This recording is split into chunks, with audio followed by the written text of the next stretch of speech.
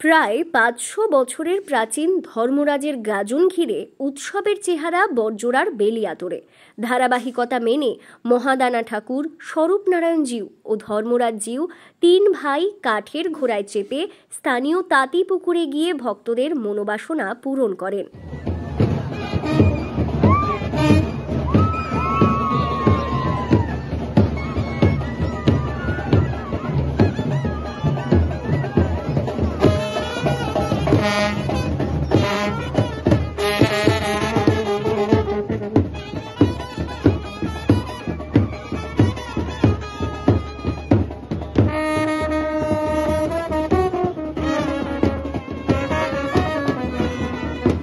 ধর্মরাজের এই গাজনকে ঘিরে নানান লোকশ্রুতি আছে।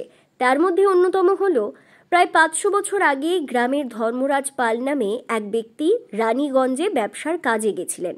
পরে বাড়ি ফেরার পথে দামোদর নদী থেকে বিশেষ এক ধরনের পাথর পান। পরে স্বপ্নাদেশ পেয়ে গ্রামবাসীদের সহযোগিতায় পূজার্চনা শুরু হয়। এই গাজন আমাদের ছোট থেকে আমরা দেখে আসছি। এই বাবা ধর্মরাজ আমাদের বেলিয়াতোড়ে আবির্ভাব হয়েছেন। একে নিয়ে আসা হয়েছে দামোদর থেকে, দুর্গাপুর দামোদর থেকে এখানে নিয়ে এসেছে তামুলেদের। তারা আজকে সেটিকে আমাদের গ্রামের সমস্ত গ্রাম্য 16 আনাকে এটি তারা ছেড়ে দিয়েছেন।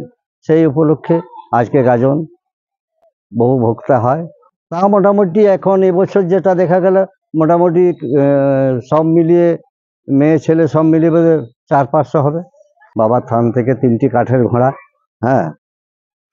ধর্মরাজ, স্বরূপনারায়ণ, মহাদানা, 3 ভাই তাঁতিপুকুরে ঘাটে। ওইখানে সব ভক্তরা গিয়ে পরে সেখানে বাবার পাটে জল দেবেন, স্নান করবেন, তাদের মনোবাঞ্ছা পূরণ করে তারা ফিরে আসবেন। গোড়ান ভক্তি আছে, বানফোড়া আছে, দণ্ড সেবা আছে। আমার তো ধরুন এটা আমার মা ওরা মোটামুটি ধরুন 500 বছর হয়ে যাবে আনুমানিক গাজন বেরোতো।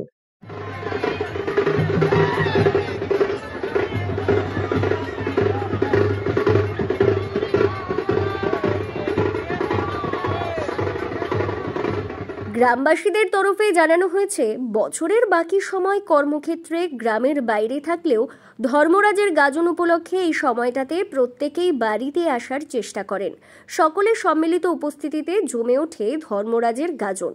ব্যুরো রিপোর্ট, দক্ষিণ বাঁকুড়া দর্পণ, বেলিয়াতোড়।